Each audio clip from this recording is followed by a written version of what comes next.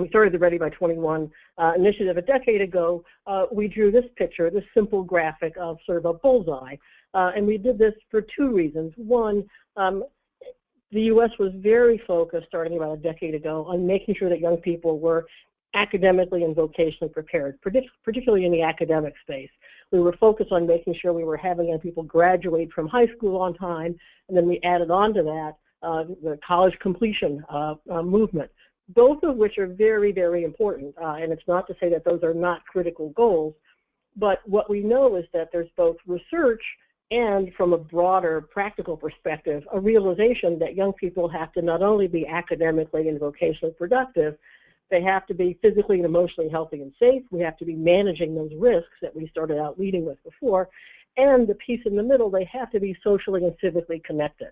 And that's that middle ring that we have always focused on from a youth development perspective.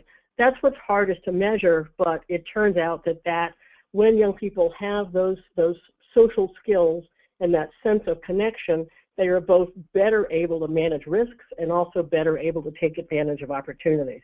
And so when we started the Ready by 21 work, we looked around for research that would help us really zoom in more on giving communities a way to step back from all the individual pieces of information about pregnancy rates and dropout rates and violence rates and ask the question, what does it mean when our young people are doing well? We ended up using research that was done, again, a little more than a decade ago by researchers Gambone, Connell, and Clem. They looked at several big longitudinal studies that tracked young people from early adolescence into young adulthood, so let's say from 13 into their mid-20s. They were interviewed on the ground, lots of questions, and what they did was to put those indicators into three broad categories.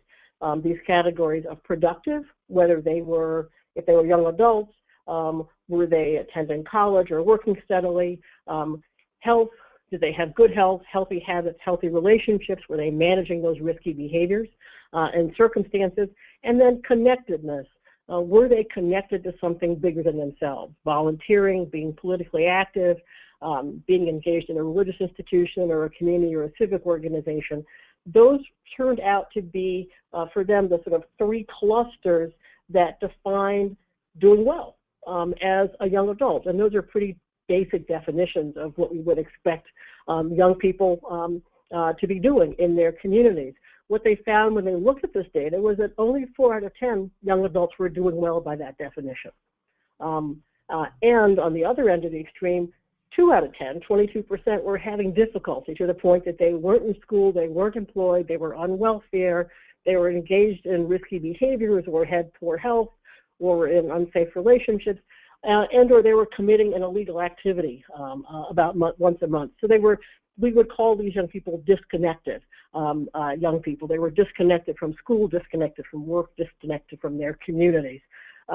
We found that having a single number that had a research base behind it was a way to help communities really sort of galvanize and get a handle on, well, if we've got that many young people who are really not doing well, there must be something bigger going on in our community.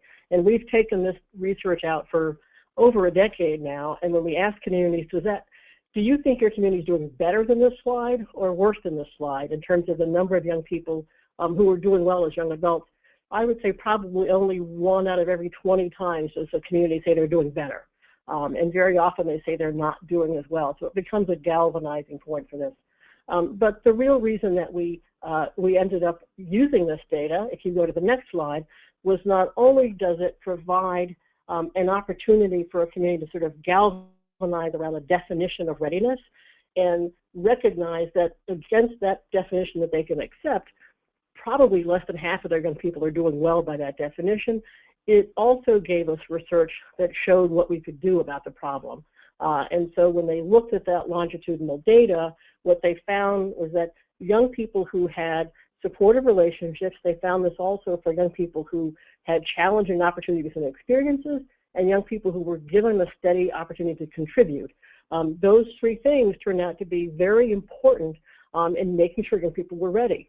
So young people who were coming into high school who throughout their high school years had supportive relationships, for example, ended up being 5 times more likely to leave high school ready than those with weak relationships.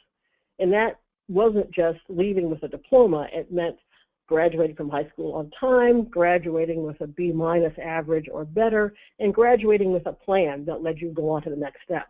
And then for young adults, those who were ready at the end of high school were 4 times as likely as those who weren't to be doing well as young adults. So what we liked about this research was the fact that it was not only gave folks a number to rally around and a definition of readiness, it gave you a blueprint of what it took to get young people ready.